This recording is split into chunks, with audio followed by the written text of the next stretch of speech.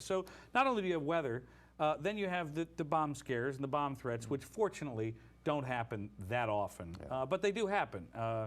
That's why we have to take out our little plastics at the TSA, and we can argue whether or not that's effective or not effective. I don't, who knows? I mean, it's what we're working with today, at least. And why do you have to take off your shoes if you're only wearing flip-flops? I'm still not clear on that. I'm still convinced that if you fly in a Speedo, you shouldn't have to go through security. That's a good point. Are there any rules that say you can't fly in a bathing suit? I don't think so. There's a rule that I can't fly in a bathing suit. Well, at least in 5 states, but that's another story altogether. Right. Yeah. But now, now I don't know if you know this, but this is new TSA rules say you don't want to put your shoes in the bin. No bueno. That's one I have not heard yet. Yeah, that's very true. You're supposed to put your shoes off to the side, not in the bin.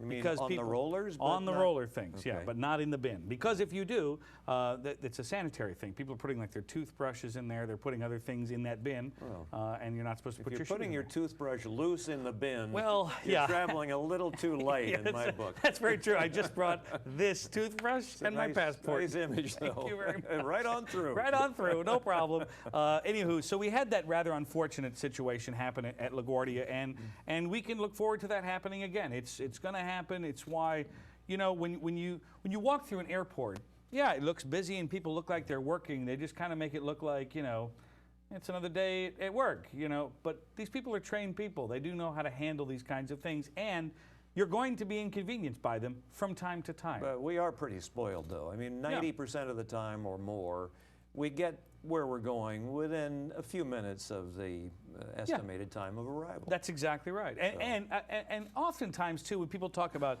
people always say, you got to give tips on the travel show. We'd like more tips. I'll give you a great tip. When you're flying, if the airlines are a part of your day, the first thing you've got to do is make sure you actually get to the airport early.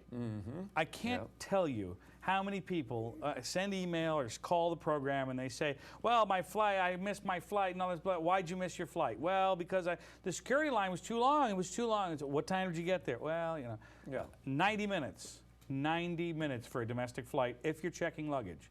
Minimum. International flight, 3 hours. Yeah, if you're not checking luggage, you can get away with an hour-ish or so. 60. Generally speaking. But they, again, a lot of people don't realize. Remember the old paper tickets? Sure. Yeah, we all remember the paper tickets. On the back, remember all those words on the back?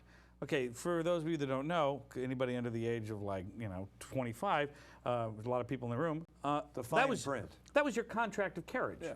That's what you were agreeing to. Now they don't have those anymore because we don't have paper tickets for the most part. But when you sign online, you're agreeing to basically whatever they want you to agree to. You are. That is what you're. If you start reading into that, they're like, oh, they don't have to let you on the plane. They don't. It's just because you bought a ticket. The airlines have full discretion to not let you fly. So showing up late is one of the first things you can do to annoy a ticket agent who's like, good luck getting from here down to the gate. So and they're already handing out the standby seats. That's right. They're handing out the standby seats already. So if airlines are a part of your thing, and I'm not doing it just to save the airline and to save your fellow passengers. I'm doing it to save you, because first of all, if the airline is involved in your day, you don't want to schedule anything in your arrival city that's really important that day. I can't tell you, I've read articles even by travel journalists. You would think the travel media would know better. I missed this big important interview I had scheduled for 4 o'clock because U.S. Air delayed me. Good going on that. We don't expect things to be on time. It's nice when they are most of the time, but they're not always going to be. So that's the second tip I would tell you. And third is, do what your airline asks you to do. You know what I mean? Like American's a good example. United, all the major ones, they all have online check-in. Do it.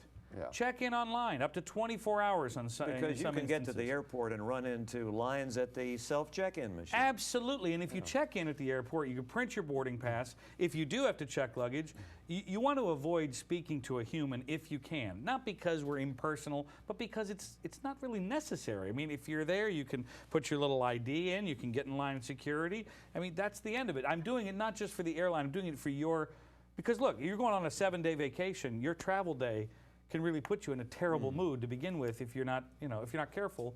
There are some steps you can take. Now, the other thing in terms of delay, we're talking about terrorism, bomb threats. We talk weather. The third biggest one, mechanical. Yeah.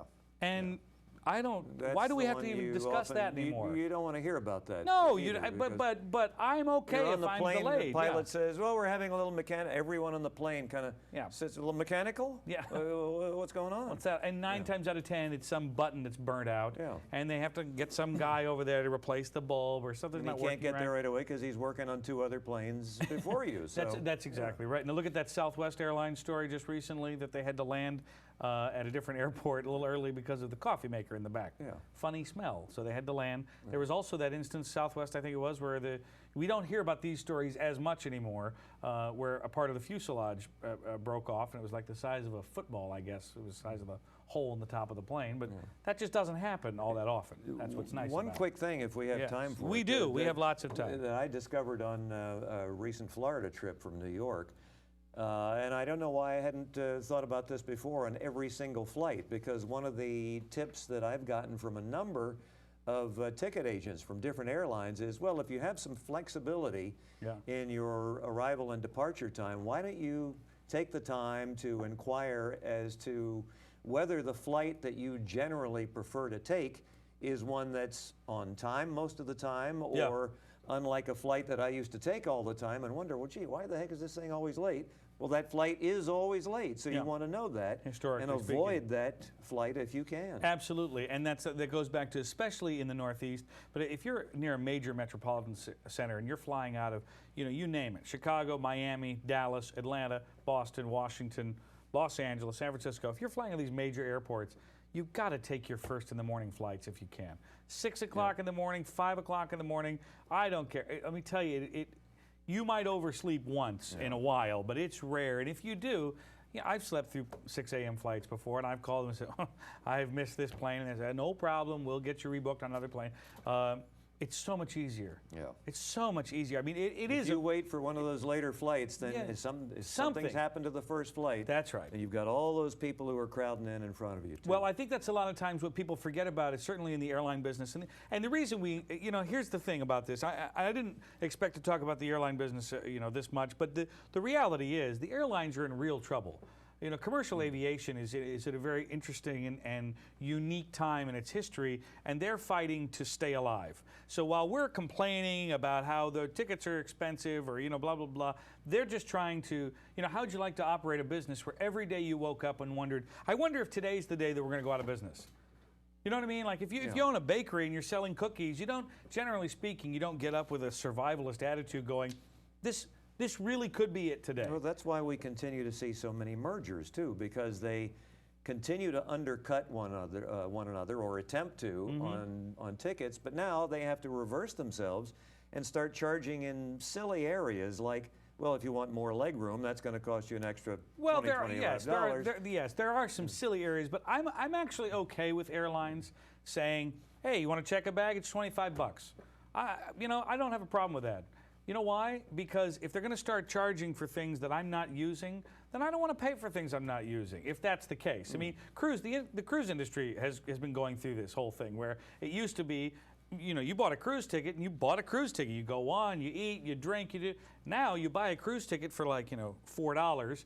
That's because when you get on board, it's $30 for this, $10 for this. Oh, snap your picture, another $7. Yeah. It's like, oh, you want the regular dining room, oh, not fine, the that's cafe. another $10. Sure. That's right. So, frankly, to me, if I'm not checking luggage, I want to still have that $170 ticket that I liked, as opposed to having it be $325, where I can just check 2 bags if I want to for free. Oh, fine. I don't really care about that. If it keeps them in business, that's the point here. Life without the commercial aviation business would be a very it would be a world I really wouldn't want to live in, quite frankly. Yeah, I really do. Yeah. So here's what's going to happen today. We got how appropriate. We have a celebrity coming. Bill Evans is going to be here from Channel 7 to talk about hurricane season and whether or not you should be traveling during hurricane season. So I can't wait to talk about that.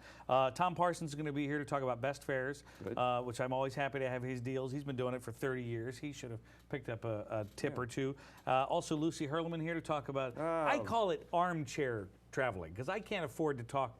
I can't afford to take the trips that she talks about. She's sometimes. A shy little thing, but she's fun to listen to. She is a little shy. So we're going to do that today as well. Stuart Chiron's going to. Oh, we're starting a new segment on the program. It's called it's our How-To segment. I'm really looking forward to this because every week, right here on this program, we're going to be very specific in how to do something. How to pack. I think next week we're doing wine tasting, I think. This week it's how to stay healthy. How to taste wine? Yeah, we're going to do that next week. Oh, you're not going to be here next week. How did I miss oh, that shoot, segment? that's too bad for you. This week it's... Why did you assign me the how to take a cab segment? That's a fun one when there for was you. a wine tasting segment. You get no respect on this program, do you, Steve? I don't expect any, We have fortunately. to, we'll take a quick break. Here's what we're going to do. In just 5 minutes, we're going to have the president of North America for the operations for American Airlines will be here on Travel Show Live. All you have to do is stay with us. No wine.